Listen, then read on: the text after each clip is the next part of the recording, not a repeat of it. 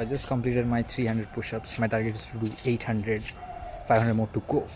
But I had a খুব really nice incident মনে পড়লো, like when যখন আমি স্কুলে টিফিন টাইম বা এই টাইমে করতাম, ইভেন ইন বিটুইন পিরিয়ডসও করতাম, টিচাররা জানতে পারতো না।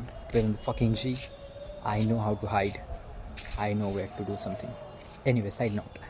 So যখনই করতাম, everyone is like, তোর পারফেক্ট পুশ-আপস হচ্ছে না। I'm doing 500, 600 a day তখন।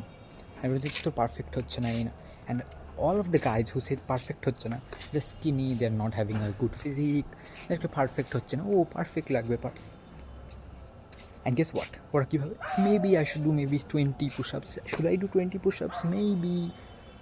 Smart people like me, they just act.